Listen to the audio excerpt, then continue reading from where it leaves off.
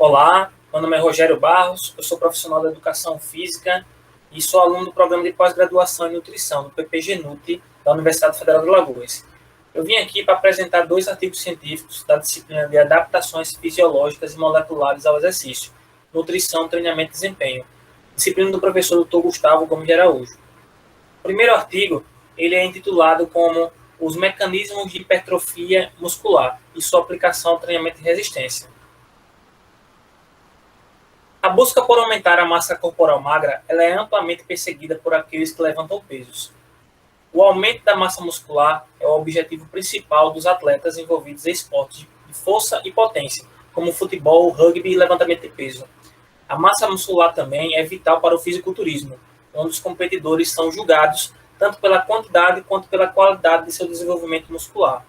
A hipertrofia muscular também é perseguida por muitos levantadores recreativos, que desejam desenvolver seus físicos ao máximo. Portanto, a maximização da massa muscular tem implicações de longo alcance para uma variedade de populações associadas ao esporte e à saúde. Em indivíduos não treinados, a hipertrofia muscular é virtualmente inexistente durante os estágios iniciais do treinamento de resistência, com a maioria dos ganhos de força resultantes de adaptações neurais. Dentro de alguns meses de treinamento, entretanto, a hipertrofia começa a se tornar o fator dominante, com as extremidades superiores apresentando hipertrofia antes das extremidades inferiores. Alguns fatores podem mediar a resposta hipertrófica: antecedentes genéticos, idade, sexo e outros fatores demonstraram mediar a resposta hipertrófica a um protocolo de treinamento, afetando tanto a taxa quanto a quantidade total de ganhos de massa muscular magra. Além disso, torna-se progressivamente mais difícil aumentar a massa muscular magra à medida que se ganha experiência e treinamento, aumentando a importância de um projeto de rotina adequado. Embora a hipertrofia muscular possa ser alcançada por meio de vários tipos de programas de treinamento de resistência, o princípio da especificidade dita que algumas rotinas irão promover maior hipertrofia do que outras. Qual é o treino ideal? Qual método é melhor para maximizar os ganhos hipertróficos? Os fisiculturistas geralmente treinam com cargas moderadas e intervalos de descanso mais curtos, induzindo grandes quantidades de estresse metabólico. Os levantadores de peso, no entanto, treinam rotineiramente com cargas de alta intensidade e longos períodos de descanso entre as séries. Embora ambos os grupos sejam conhecidos por exibir uma musculatura impressionante, não está claro qual método é melhor para maximizar os ganhos hipertróficos, ou se outros métodos de treinamento podem ser superiores. Então, qual o objetivo desse artigo científico? Revisar extensivamente a literatura quanto aos mecanismos de hipertrofia muscular e sua aplicação no treinamento de exercício, e também tirar conclusões da pesquisa quanto ao protocolo ideal para maximizar o crescimento muscular. Tipos de hipertrofia muscular. A hipertrofia muscular ela pode ser considerada distinta e separada da hiperplasia muscular. A hipertrofia muscular ela consiste no aumento do tamanho e do volume das células. Para que a hipertrofia ocorra, após um esforço intenso, deve ocorrer uma síntese de proteínas contráteis e um recrutamento das células satélites para ocorrer a regeneração muscular. A hipertrofia muscular ela ocorre quando a síntese de proteínas excede a degradação de proteínas, que é a apoptose, ou a morte celular. Já a hiperplasia ela consiste no aumento do número de células do tecido muscular.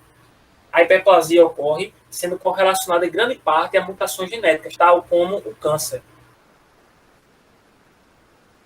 De forma mais direta, podemos apresentar as diferenças entre hipertrofia e hiperplasia, com a imagem das células sendo comparadas com a imagem do tecido normal. Na hiperplasia, percebam um aumento no número de células quando comparadas com as imagens do tecido normal. Na hipertrofia, vocês já podem ver um aumento no volume das células quando comparadas com as imagens do tecido normal. Aqui eu trago imagens microscópicas, onde dá para perceber também a diferença entre hipertrofia e hiperplasia. Né? Hiperplasia do lado esquerdo e hipertrofia, a imagem do lado direito. Uma meta-análise de Kelly descobriu que a hiperplasia ela ocorre em certas espécies animais, como resultado de sobrecarga mecânica. Como um dos resultados dessa pesquisa foi que a sobrecarga de alongamento produziu maiores aumentos na contagem de fibras do que o exercício. Porém, ainda faltam evidências de que a hiperplasia ocorre em seres humanos. E se ocorrer, os efeitos gerais na área da secção transversal do músculo parecem ser mínimos até o momento. A hipertrofia contrátil ela pode ocorrer pela adição de sarcômeros em série ou em paralelo, apesar de que a maioria da hipertrofia induzida pelo exercício subsequente a programas tradicionais de treinamento de resistência, ela resulta de um aumento de sarcômeros de miofibrilas adicionados em paralelo. Isso acontece porque o músculo esquelético ele é submetido a um estímulo de sobrecarga, desencadeando uma cadeia de eventos miogênicos, que, consequentemente, leva a um aumento no tamanho e nas quantidades das proteínas miofibriladas, contráteis de actina e de miosina, e a um número total de sarcômeros em paralelo. Isso, por sua vez, aumenta o diâmetro das fibras individuais e, portanto, resulta em um aumento na área da secção transversal do músculo. Um aumento em série de sarcômeros resulta em um determinado comprimento do músculo, correspondendo a um comprimento de sarcômero menor. A hipertrofia em série ela ocorre quando o músculo é forçado a se adaptar ao novo comprimento funcional. Algumas evidências sugerem ações apenas excêntricas repetidas que levam ao maior número de sarcômeros em série, e ações em contrações concêntricas resultam em uma diminuição em série no comprimento do sarcômero. É hipotetizado que a hipertrofia pode ser aumentada por um aumento em vários elementos não contráteis e fluidos. Isso foi denominado de hipertrofia sarcoplasmática e pode resultar em um maior volume muscular sem aumentos concomitantes na força. Acredita-se que aumentos na hipertrofia sarcoplasmática sejam específicos no treinamento. Também acredita-se, baseados em estudos, que a hipertrofia muscular é diferente em fisiculturistas e em levantadores de peso. O tecido muscular ele não sofre substituição celular significativa ao longo da vida. Um método eficiente de reparo celular é, portanto, necessário para evitar a apoptose e manter a massa esquelética. Isso é realizado por meio de equilíbrio dinâmico entre a síntese e a degradação de proteína muscular. Acredita-se que a hipertrofia seja mediada pela atividade das células satélites, mediando a hipertrofia muscular. Elas têm esse nome porque estão localizadas na periferia da fibra muscular, não na parte interna. Elas estão presas e conectadas à fibra muscular por meio da membrana basal. Elas residem entre a lâmina basal e o sarcolema. São responsáveis pela regeneração das fibras musculares danificadas para a manutenção do músculo esquelético. As células satélites têm um importante papel na construção de massa muscular, porque elas são responsáveis pela reparação do tecido muscular quando acontece uma microlesão. As células satélites são as principais fontes de novos núcleos para o crescimento de fibras musculares, pois elas atuam no reparo e na manutenção do tecido. Acredita-se que as células satélites facilitam a hipertrofia muscular de várias maneiras. Por um lado, elas doam núcleos extras às fibras musculares, aumentando assim a capacidade de sintetizar novas proteínas contráteis, e por outro lado, elas retêm capacidade mitótica e, portanto, servem como reservatório de um mionúcleo para apoiar o crescimento muscular. Nesta imagem, podemos identificar os fatores reguladores miogênicos, que auxiliam no reparo, regeneração e crescimento muscular. Aqui, podemos verificar todo o processo de reparação celular, quando existe o miotrauma, também chamado de microlesão, onde há uma ativação das células satélites, que realizam assim a reparação ou regeneração das fibras musculares, com a doação de núcleos extras. Aqui podemos verificar uma imagem identificada com a letra A, onde está acontecendo uma microlesão. Em verde, na fibra muscular, verificamos as células satélites. À direita, identificado com a letra E, vemos o processo de regeneração das fibras musculares, com a doação de núcleos extras. A hipertrofia muscular, induzida pelo exercício, ela é facilitada por uma série de vias de sinalização, com o intuito de favorecer a síntese em vez da degradação. Várias vias de sinalização anabólica primárias foram identificadas, incluindo HT-mitó, a proteína quinase ativada por mitogênio e as vias dependentes de cálcio. Acredita-se que a via AKT e mitó ela atua como uma rede mestre que regula o crescimento do músculo esquelético. Primeiramente, acontece a ativação da enzima PI3K, que gera um local de ancoragem para duas quinases, as dependentes PDK1 e AKT. A subsequente fosforilação da AKT por PDK1 é que propicia a ativação da AKT.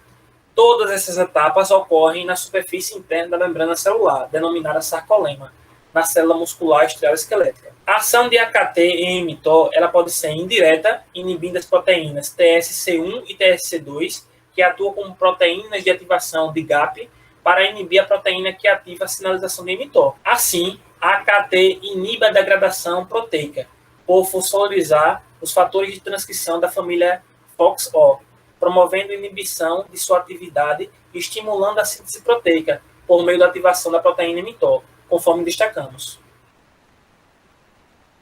A AKT também ela promove a síntese de proteína, por diretamente fosforilar e inativar a GSK3B, promovendo assim a inibição do fator de iniciação de tradução 2B.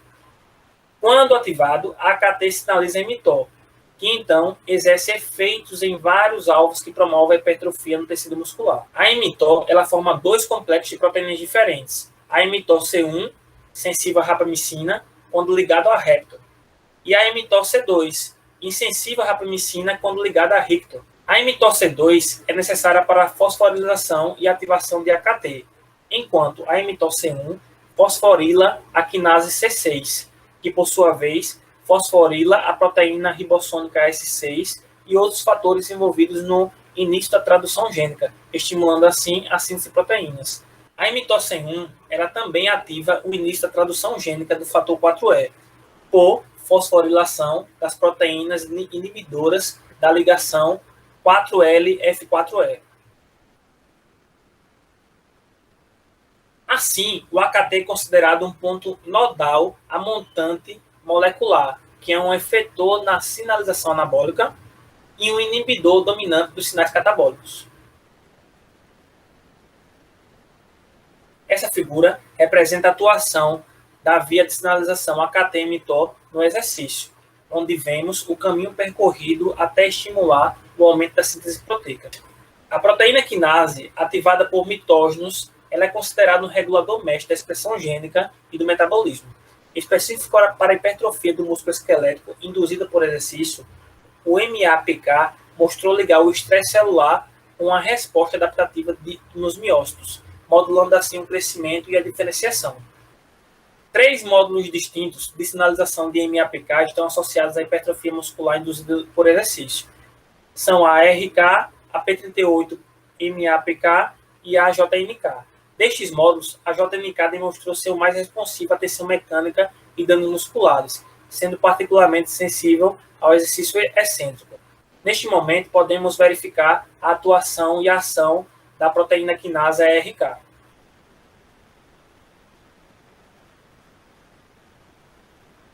Nesta figura, podemos identificar as vias de sinalização AKT-mTOR e MAPK, através do sinal de proteína quinase ERK.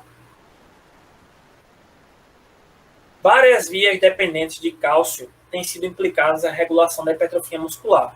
Acredita-se que a calcineurina, uma fosfatase regulada por cálcio, seja um regulador particularmente crítico na cascata de sinalização de cálcio. A sinalização dependente de cálcio está ligada à hipertrofia de todos os tipos de fibras, e sua inibição demonstrou prevenir o crescimento muscular, mesmo na presença de sobrecarga muscular. Hormônios e citocinas desempenham um papel fundamental na resposta hipertrófica, servindo como reguladores a montante dos processos anabólicos.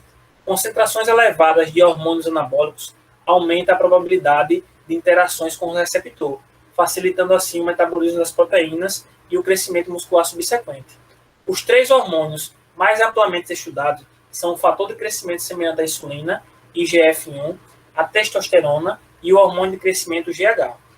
A fosforilação e a consequente ativação de AKT são conhecidas por uma diversidade de estímulos, como os fatores de crescimento IGF-1, as citocinas e os hormônios, sugerindo um importante papel da AKT na promoção da síntese proteica celular. Hormônios e citocinas, como vemos nessa figura, também facilitam a ligação das células satélites às fibras danificadas, para auxiliar no reparo muscular. fator de crescimento semelhante à insulina é o hormônio anabólico mais importante dos mamíferos. Acredita-se que ele fornece a principal resposta anabólica para o corpo como um todo e mostra efeitos intensificados em resposta à carga mecânica. Durante o exercício, os músculos não apenas produzem mais IGF-1 sistêmico do que o fígado, mas também usam mais IGF-1 circulante. Nesta imagem, podemos apresentar também a ligação do hormônio IGF-1 ao seu receptor, conduzindo à ativação da tirosina quinase intrínseca e sua autofosforilação, gerando sítios de ligação para o substrato receptor de insulina, a IRS, que também é fosforilado pelo receptor de IGF-1. O IRS fosforilado, por sua vez, atua também como sítio de ligação para recrutar e posteriormente ativar a PI3K. Dessa forma, a insulina demonstrou possuir propriedades anabólicas com maiores efeitos na atenuação da proteólise, em vez de aumentar a síntese de proteínas. Acredita-se que a insulina também induz a mitose e a diferenciação de células satélites. O fator de crescimento semelhante à insulina também ativa a expressão gênica do canal de cálcio do tipo L, resultando em um aumento da concentração intracelular de cálcio. Isso leva à ativação de várias vias anabólicas dependentes de cálcio, incluindo a calcineurina. A disponibilidade de IGF-1 para o músculo é controlada pelas proteínas de ligação de IGF-1. Existem 3 isoformas distintas de IGF-1 que foram identificadas. A IGF-1-EA, a IGF-1-EB e a IGF-1-EC. A testosterona é um hormônio derivado do colesterol, que tem um efeito anabólico considerável no tecido muscular. Além de seus efeitos no músculo, a testosterona também ela pode interagir com os receptores dos neurônios e, assim, aumentar a quantidade de neurotransmissores liberados, regenerar os nervos e aumentar o tamanho do corpo celular. A maior parte da testosterona é sintetizada e secretada pelas células de Leydig dos testículos, através do eixo hipotálamo-hipófise gonatal. No sangue, a grande maioria da testosterona está ligada à albumina, em 38%, ou à globulina de ligação do hormônio esteroide, em 60%, com os 2% restantes circulando em um estado não ligado. Aqui mostramos as diferenças percentuais de presença de testosterona no sangue, comparando entre jovens e adultos, onde visualizamos que os idosos diminuem a taxa de testosterona ligada à albumina de 38% para 25%, aumentando o percentual onde a testosterona está ligada à globulina de ligação do hormônio esteroide, de 60% para 75%. Embora apenas a forma não ligada seja biologicamente ativa e disponível para uso pelos tecidos, a testosterona fracamente ligada ela pode se tornar ativa por dissociação rápida de albumina. A testosterona não ligada se liga aos receptores de andrógenos dos tecidos alvos, que estão localizados no citoplasma da célula, transportando a testosterona para o núcleo da célula, onde interage diretamente com o DNA cromossômico. Embora os efeitos da testosterona no músculo sejam observados na ausência de exercícios, suas ações são ampliadas pela carga mecânica, promovendo o anabolismo tanto pelo aumento da síntese proteica quanto pela inibição da degradação proteica. A testosterona também pode contribuir para o aumento de proteínas indiretamente, estimulando a liberação de outros hormônios anabólicos como o GH. Além disso, foi demonstrado que promove a replicação e ativação de células satélites. Foi demonstrado também que a supressão da testosterona compromete seriamente a resposta ao exercício de resistência. O treinamento de resistência também demonstrou aumentar o conteúdo de receptor de andrógeno em humanos. Algumas pesquisas com roedores mostrou que a modulação do conteúdo do receptor de andrógeno parece ocorrer de uma maneira específica do tipo de fibra, com aumentos específicos para músculos de contração rápida. Isso parece aumentar o potencial de ligação da testosterona no nível celular e, assim, facilitar sua absorção pelos tecidos-alvo. O exercício de resistência pode ter um efeito agudo substancial na secreção de testosterona. Pesquisas recentes sugerem que as elevações agudas induzidas pelo exercício na testosterona podem desempenhar um papel importante na hipertrofia muscular.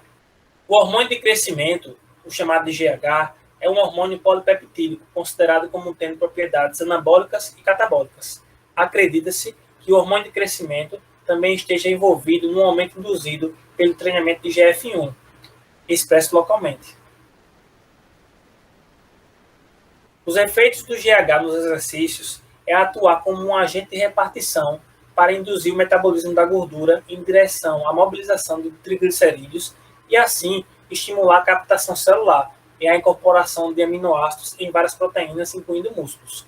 Na ausência de exercício, o GH, preferencialmente, ele regula positivamente o RNA mensageiro do GF1 sistêmico e media a expressão do gene GF1 não hepático.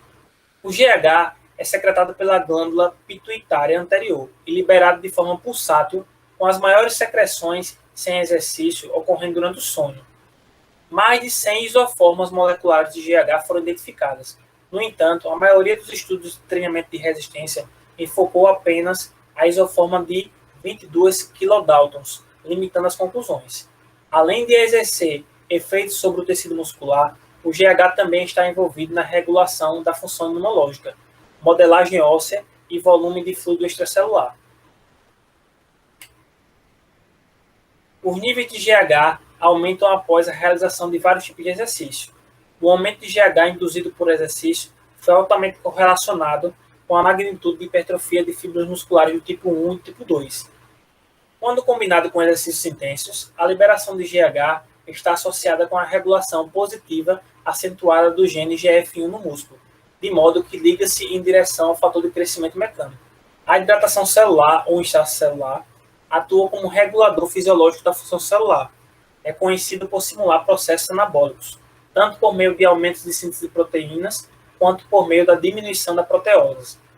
Demonstrou-se que o exercício resistido induz alterações no equilíbrio hídrico intra- e extracelular, cuja extensão depende do tipo de exercício e da intensidade do treinamento.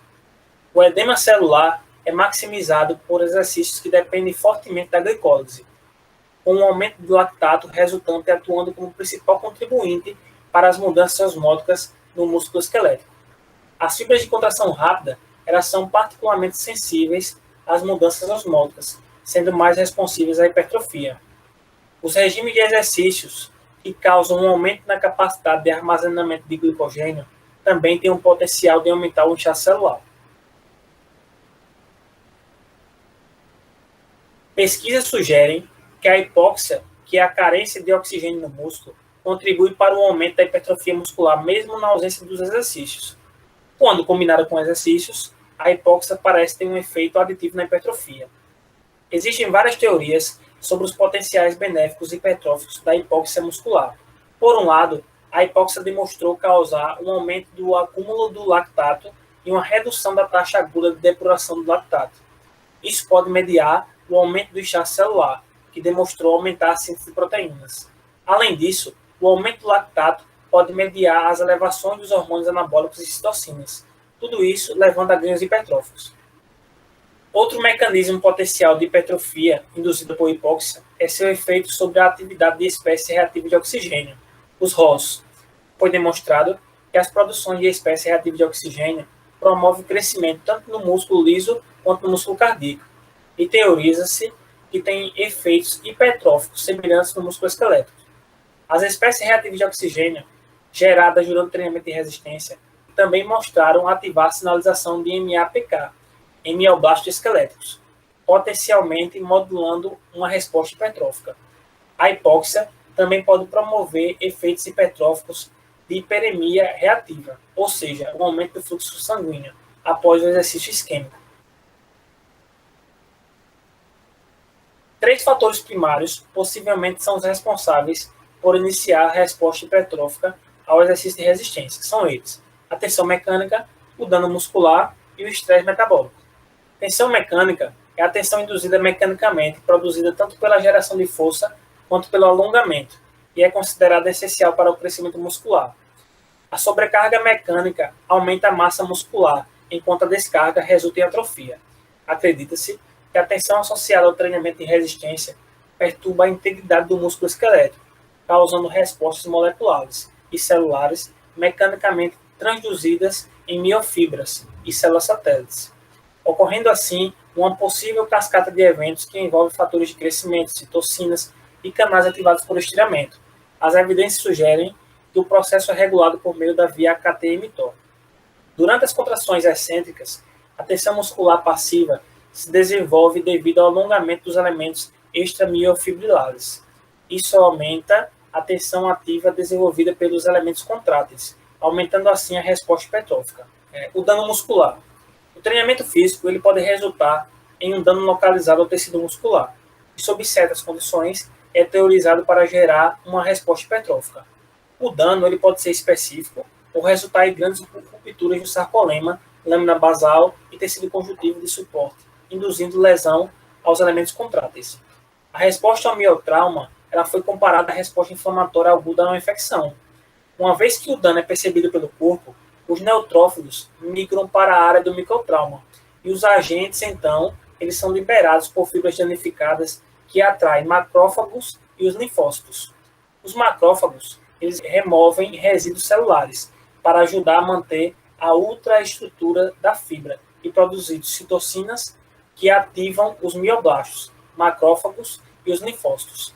Acredita-se que isso leve à liberação de vários fatores de crescimento que regulam a proliferação e diferenciação das células satélites.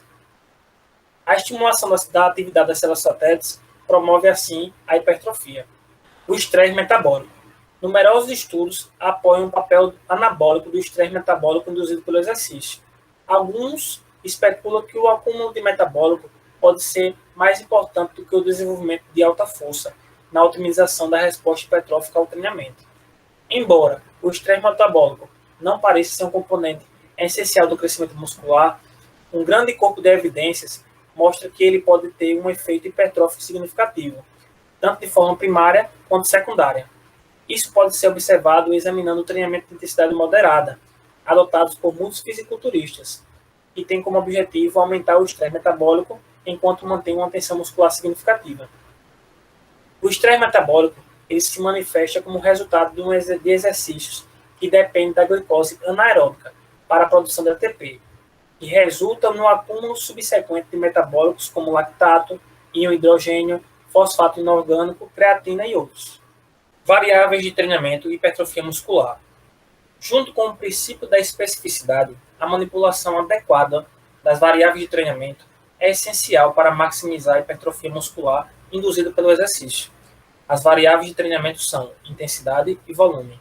Foi demonstrado que a intensidade, isto é, a carga, tem um impacto significativo na hipertrofia muscular e é indiscutivelmente a variável de exercício mais importante para estimular o crescimento muscular.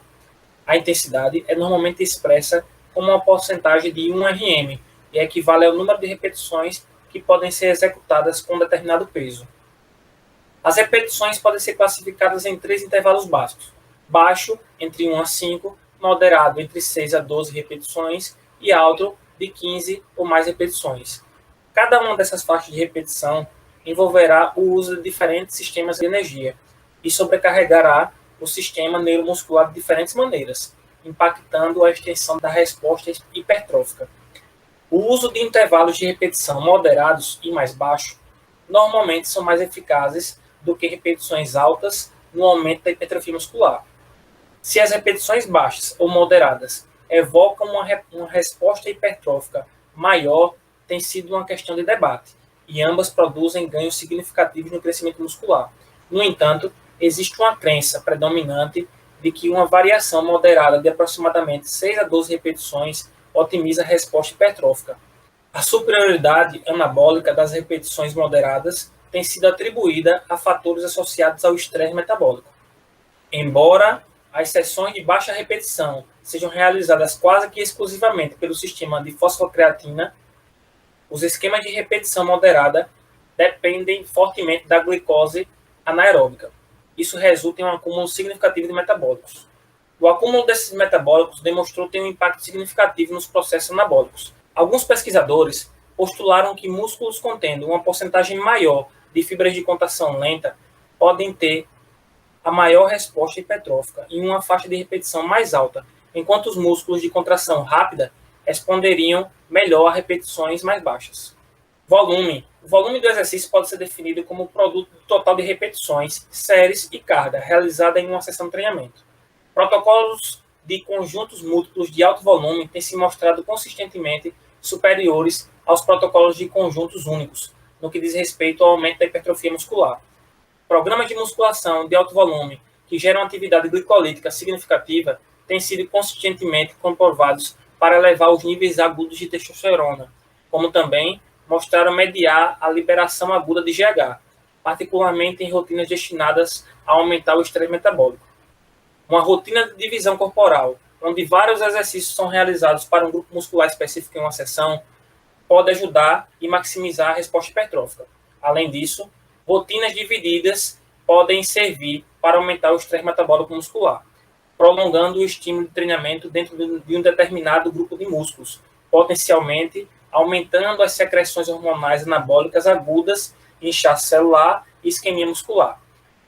As variações arquitetônicas dos músculos dão suporte para a necessidade de adotar uma abordagem multiplanar e de múltiplos ângulos para o treinamento de hipertrofia, usando uma variedade de exercícios diferentes. Além disso, dada a necessidade de estimular totalmente todas as fibras do músculo, parece que uma rotina frequente de exercícios é necessária para maximizar a resposta hipertrófica. Há evidências que apoiam a inclusão de exercícios multiarticulares e uniarticulares em uma rotina específica para hipertrofia. Os exercícios multiarticulares recrutam grandes quantidades de massa muscular para realizar o trabalho. Isso tem um impacto na resposta hormonal anabólica no treinamento. Além disso, os movimentos multiarticulares tendem a exigir uma estabilização significativa de todo o corpo, envolvendo assim vários músculos, que de outra forma não seriam estimulados na execução de movimentos uniarticulares.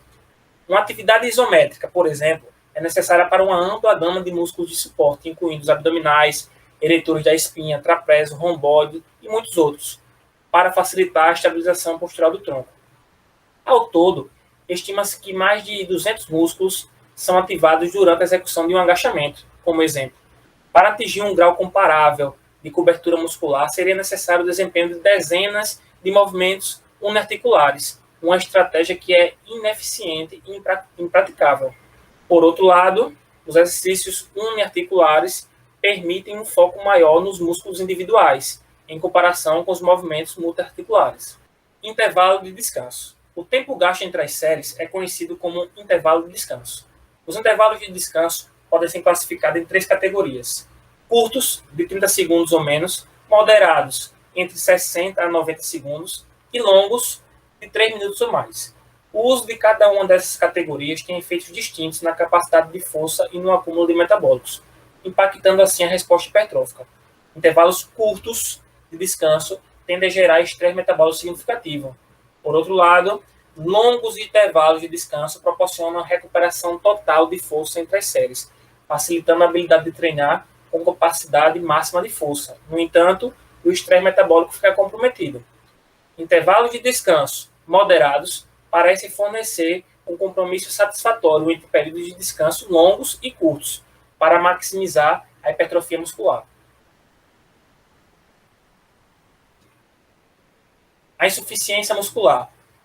Também conhecida como falha muscular, a insuficiência muscular é definida como o ponto durante uma série em que os músculos não podem mais produzir a força necessária para levantar concentricamente uma determinada carga. Como pontos positivos ao treinamento até a falha muscular, ele aumenta o estresse metabólico e o acúmulo de metabólicos, maximizando assim a resposta hipertrófica.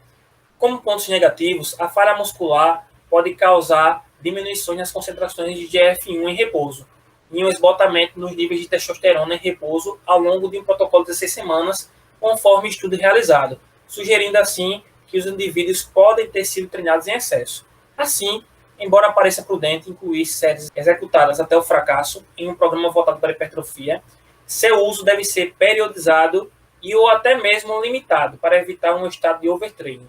Velocidade e repetição. A velocidade em que um levantador executa repetições pode impactar a resposta hipertrófica. Com relação às repetições concêntricas, há algumas evidências de que as repetições mais rápidas são benéficas para a hipertrofia. Outros estudos, no entanto, sugerem que o treinamento em velocidades moderadas tem maiores efeitos sobre a hipertrofia, por meio de uma maior demanda metabólica, aumento de isquemia muscular e da hipóxia. Aplicações práticas desse artigo. Então, o que a pesquisa atual sugere? Então, a pesquisa atual sugere que ganhos máximos na hipertrofia muscular são alcançados por regimes de treinamento que produzem estresse metabólico significativo, enquanto mantém um grau moderado de tensão muscular. Um programa orientado para hipertrofia deve empregar uma faixa de repetição entre 6 a 12 repetições por série, com intervalos de descanso variando entre 60 e 90 segundos entre as séries. Os exercícios devem ser variados de maneira multiplanar e com vários ângulos para garantir a estimulação máxima de todas as fibras musculares. Conjuntos múltiplos devem ser empregados no contexto de uma rotina de treinamento, dividida para aumentar o ambiente anabólico. Pelo menos, algumas das séries devem ser realizadas até o ponto de falha muscular concêntrica, talvez alternando microciclos de séries até a falhas com aqueles não executados até a falha, para minimizar o potencial de overtraining. As repetições concêntricas devem ser executadas em velocidades rápidas a moderadas, no intervalo de 1 a 3 segundos, enquanto as repetições excêntricas devem ser executadas em velocidades ligeiramente mais lentas, de 2 a 4 segundos. O segundo artigo foi intitulado de Perspectivas Recentes em relação ao papel da proteína dietética para a promoção da hipertrofia muscular, com treinamento físico de resistência. Já na introdução, os autores falam sobre músculo esquelético. Comentam que manter a massa muscular esquelética ao longo da vida é fundamental para a preservação da saúde metabólica e da locomoção independente. Embora central para a produção de força contrátil, o músculo esquelético também serve como o principal local de eliminação de glicose pós-prandial e é o que mais contribui para o gasto de energia em repouso. Além da importância centrada na saúde de manter o músculo esquelético, também há grande interesse, particularmente na comunidade atlética, em aumentar a resposta adaptativa do músculo esquelético ao treinamento de exercício, isto é, produção de força melhorada e o aumento do tamanho do músculo, a hipertrofia, com o objetivo de maximizar o desempenho físico em eventos competitivos. Assim, as estratégias para aumentar a hipertrofia do músculo esquelético e promover a remodelação e recondicionamento ideal do músculo esquelético após o treinamento físico é uma área intensa de investigação científica com ramificações tanto no cenário clínico quanto no atlético. O que esses estudos mostraram é que o tamanho do músculo esquelético é dependente dos processos cinéticos de síntese proteica musculares, chamadas de MPS, e a degradação de proteínas musculares, conhecidas como MPB. A diferença algébrica MPS menos MPB, entre os quais dito balanço proteico líquido, é chamada de NPB. Atualmente existe uma grande variedade de estudos que caracterizaram a resposta do músculo esquelético às mudanças nos estímulos nutricionais e contráteis. O aumento da proteína muscular, que leva ao crescimento do tamanho da fibra muscular, só é alcançado quando as taxas líquidas de MPS excedem o MPB, e assim o NPB é positivo. Alternadamente, o catabolismo muscular líquido, também conhecido como atrofia, levando à perda de proteínas musculares, ocorre quando o NPB excede o MPS, e assim o NPB é negativo. O aumento da carga do músculo esquelético e a hiperaminoacidemia após a ingestão de proteína na dieta, independentemente e sinergicamente, exerce uma influência positiva sobre o NPB, modulando o equilíbrio relativo entre MPS e MPB. De fato, o estado pós-absortivo, uma sessão aguda de exercício de resistência estimula a MPS em mais de 100%, acima dos níveis basais. No entanto, a NPB permanece negativa, devido à ativação concomitante de MPB. Somente quando a proteína é ingerida após uma sessão de exercício de resistência, há um impacto sinérgico na MPS, resultando assim em um estado prolongado de NPB positivo, promovendo assim o acúmulo de proteína muscular ao longo do tempo. Então, chegamos ao objetivo do artigo, que seria: como a proteína dietética é utilizada para apoiar a remodelação da proteína do músculo esquelético. Como a proteína pode facilitar o aumento da MPS pós-exercício e, por fim, impactar a hipertrofia. Uma hipótese levantada é que foi especulado que uma estratégia focada na supressão persistente da MPB pode ser inadequada para o objetivo de promover hipertrofia muscular com o treinamento de exercícios de resistência. A digestão das proteínas. A capacidade de digerir e absorver a proteína dietética e a subsequente aminoacidemia excedem muito a capacidade do músculo esquelético de utilizar os aminoácidos constituintes para fins de anabolismo muscular. Após a ingestão oral, a digestão das proteínas é iniciada no estômago, pela pepsina na presença de ácido clorídrico e continua no duodeno. Os produtos finais incluem fragmentos de peptídeos e aminoácidos livres, que são absorvidos quase exclusivamente no intestino delgado. Esta figura de um estudo realizado apresenta uma visão geral, simplificada, da utilização de proteínas orais em todo o corpo em repouso. Da proteína ingerida, aproximadamente 50% é extraída pelos tecidos esplâncnicos, antes de entrar na circulação periférica. Curiosamente, apenas 10% da proteína ingerida é utilizada para a síntese proteica do músculo esquelético, enquanto o resto é catabolizada. Algumas evidências sugerem que a ingestão de proteínas induz a expressão gênica de várias proteínas de transporte de aminoácidos e podem aumentar o influxo de aminoácidos no músculo esquelético. Estudos recentes sugerem que consumir proteína na ausência de atividade contrátil falha para induzir retenção de proteínas e hipertrofia no músculo esquelético. Um estudo recente de Whither e colaboradores identificou que após o exercício de resistência, o consumo de 20 gramas de proteína aumenta o MPS quase 2 vezes mais do que o consumo de 10 gramas, enquanto o consumo de 40 gramas de proteína de soro de leite resulta em uma pequena estimulação de MPS, além dos observados em 20 gramas. É importante ressaltar que os estudos de Murray, Whitard e colaboradores observaram que doses de proteínas além de 20 gramas, equivalente a aproximadamente 0,24 kg de massa corporal por refeição, resultaram em uma estimulação adicional insignificante de MPS, de modo que 40 gramas de proteína não forneceu aumento estatisticamente significativo nas taxas de MPS em repouso ou após os exercícios de resistência. Em vez disso, como seria de esperar, a oxidação da leucina aumentou quando a dose de proteína excedeu 20 gramas, ou houve conversão aumentada de fenilalanina em tirosina, e um aumento na produção e concentração de ureia plasmática.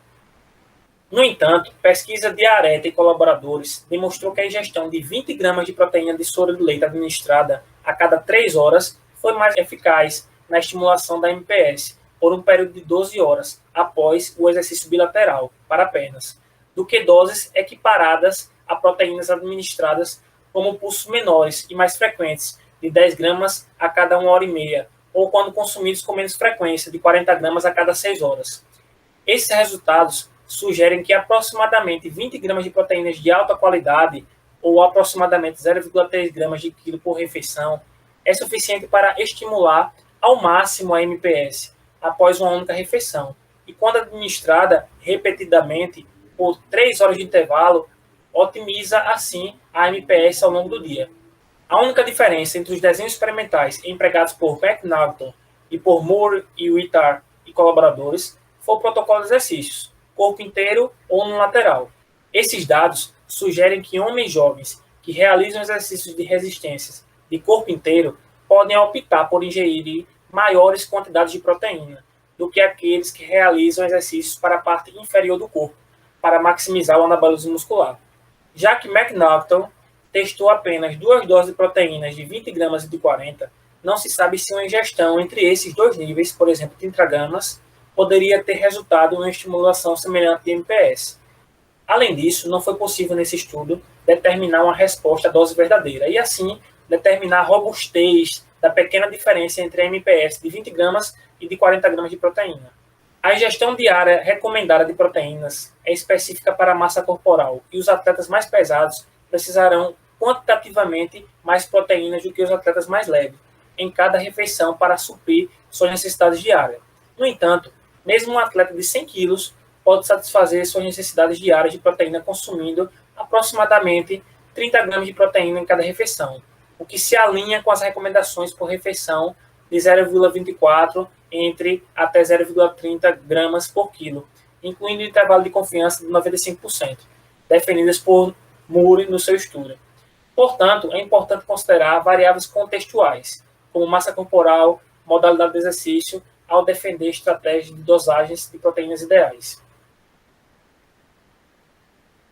Estudos sugerem que a sensibilização induzida pelo exercício do músculo esquelético à ingestão de aminoácidos se estende ao período de recuperação durante a noite. Sugerem ainda que a proteína caseína consumida antes de dormir representa uma estratégia eficaz para promover o anabolismo do músculo esquelético, mas que as doses de proteína pré-sono podem precisar ser um pouco maiores do que as recomendadas durante o dia, parecendo estar na faixa de aproximadamente entre 30 a 40 gramas. Uma ingestão diária de proteínas de aproximadamente 1,3 gramas por quilo por dia, ou tão alta quanto 2,2 gramas quilo por dia, parece ser um fator mais influente a se considerar ao otimizar o aumento da massa muscular com exercício de resistência. Essa ingestão diária de proteínas pode ser alcançada através da incorporação de fontes de proteínas de alta qualidade em cada refeição ao longo do dia, e, se necessário, suplementando a dieta com suplementos de proteínas de alta qualidade, isto é, o soro de leite ou caseína. Ao processo de degradação de proteínas por hidrólise enzimática dá-se o nome de proteólise. A proteólise muscular resulta na liberação de aminoácidos no meio intramuscular, para uso subsequente pela maquinaria de síntese de proteínas, isto é, reciclagem intracelular, apoiando assim a MPS na ausência de digestão de proteína exógena. Teoricamente, essa resposta de remodelação após sessões sucessivas de exercício de resistência serve como um mecanismo eficaz para reduzir os danos subsequentes induzidos pelo exercício. Uma pesquisa de damas e colaboradores mostrou que as taxas de MPS mostraram ser mais altas após a sessão inicial de uma sessão de exercício não habituada do que após completar a mesma sessão de exercício após 3 a 10 semanas de treinamento de exercício de resistência. Esse achado sugere que, durante o período inicial de treinamento de resistência, a MPS é fortemente estimulada para facilitar o reparo e a remodelação do dano proteico induzido pelo exercício. Quando a ingestão de energia não é suficiente para equilibrar o gasto de energia, ocorre uma diminuição na massa corporal total. Esses períodos de restrição de energia podem ser invocados voluntariamente, como é o caso de atletas que competem em eventos com restrição de massa corporal e competições com foco na estética muscular, ou seja, musculação, ou podem ser de natureza involuntária, como durante operações militares. Um déficit de energia pode ser alcançado no meio de uma combinação de restrição calórica ou de uma elevação crônica nos níveis de atividade física, sem aumento compensatório na gestão de energia. No entanto, uma consequência preocupante da restrição de energia é que a perda de peso ela é composta, em geral, por uma perda de 25% da massa corporal magra, chamada de LBM, uma proporção significativa na qual é o músculo esquelético. Esta perda de massa muscular esquelética pode, subsequentemente, levar a reduções no desempenho e aumento da suscetibilidade a lesões.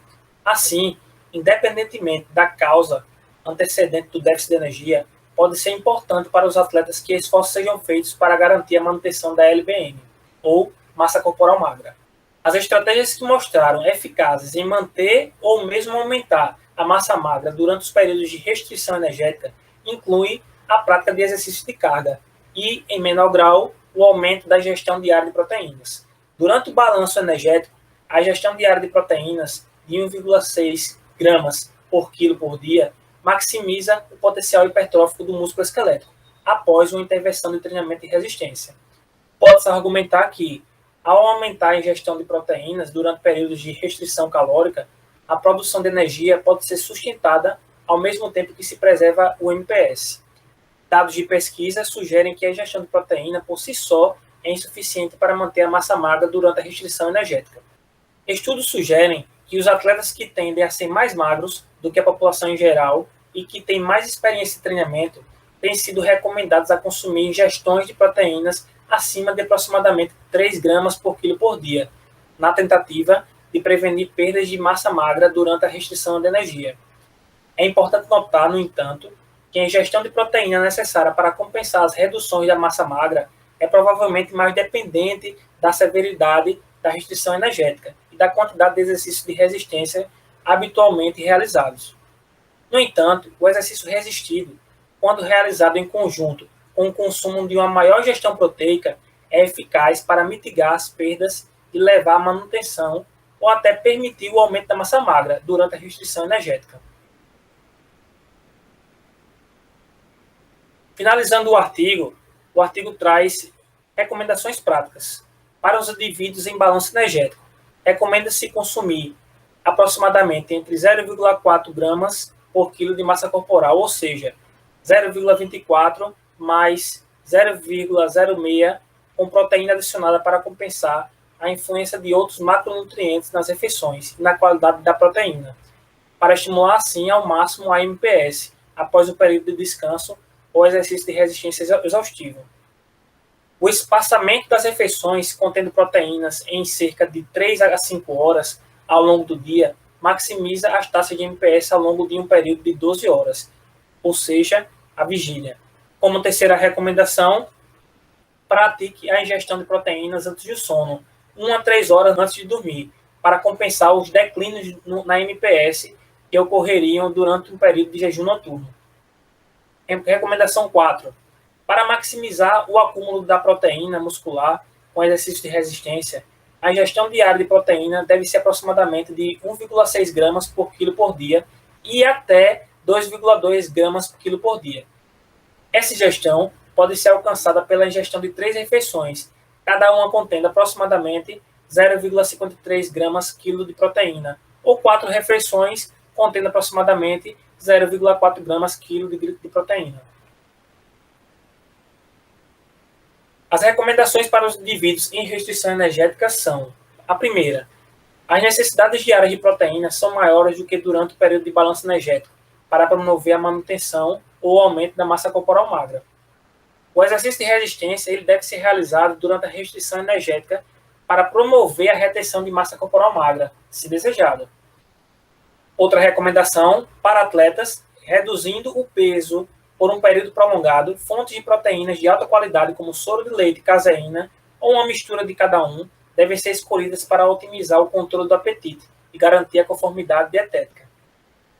Por último, para promover a retenção de massa corporal magra durante a perda de peso, a ingestão de proteínas de aproximadamente 2,3 a 3,1 gramas quilo por dia tem sido preconizada. Os adultos que não praticam exercício e que têm um percentual de gordura corporal maior devem ter como objetivo atingir o limite inferior dessa faixa, enquanto os indivíduos mais magros, com experiência em treinamento e resistência, que são mais vulneráveis a perder massa corporal magra durante a restrição de energia, podem almejar o limite superior dessa faixa. Finalizando, trazendo para vocês o resumo e conclusões desse artigo. Indivíduos que realizam exercício de resistência de corpo inteiro podem exigir doses maiores de proteína para maximizar os efeitos anabólicos da proteína, mas esses efeitos são apenas marginalmente maiores do que o observado com 20 gramas de proteína. Dado que o músculo se torna refratário à presença de aminoácidos, de forma que o MPS retorna aos níveis basais após aproximadamente 3 horas, apesar da hiperaminoacidemia sustentada. As refeições proteicas devem ser separadas por aproximadamente entre 3 a 5 horas, para maximizar o MPS durante o período de vigília. A ingestão de proteínas mostrou promover ganhos adicionais na massa corporal magra, além daqueles observados apenas com exercício de resistência. Entretanto, fazer a ingestão diária, além de 1,6 gramas quilo de massa corporal por dia, até 2,2 quilos por dia, os efeitos adicionais da proteína são grandemente diminuídos. Em vez de estimular ainda mais o MPS, grandes ingestões de proteínas, além do que estamos recomendando, podem modular o anabolismo suprimindo a proteólise. Seguindo com as conclusões, advertimos contra as estratégias que se concentram na supressão de MPB, pois afirma-se que a remoção eficiente de proteínas danificadas exigiria uma resposta proteólica robusta e totalmente funcional. Os atletas em equilíbrio energético que buscam otimizar o potencial adaptativo de seus programas de treinamento e resistência são aconselhados a, primeiro, garantir que estão consumindo aproximadamente de 1,6 gramas quilo de massa corporal por dia de proteína e adaptar só após suas estratégias de dosagem para atender essa meta abrangente. Períodos de restrição energética resultam em reduções significativas de massa corporal magra. Indivíduos magros e aqueles com mais experiência em treinamento parecem ser mais suscetíveis a reduções no tamanho do músculo esquelético em relação a indivíduos mais pesados sem treinamento. A participação em exercícios de resistência é suficiente para neutralizar os decréscimos observados no MPS após um período agudo de restrição energética. E quando combinada com a ingestão suficiente de proteínas, pode resultar em ganhos de LBM. Os atletas que estão tentando reduzir a massa corporal para competições com várias semanas de antecedência podem aumentar os efeitos saciadores de cada refeição e, portanto, a adesão à dieta, garantindo a ingestão de proteína de alta qualidade. Durante os períodos agudos, a proteína do soro de leite tem maiores efeitos supressores do apetite do que a proteína da caseína. E assim, o meu muito obrigado. Termino aqui as análises que foram feitas dos 2 artigos. Até logo.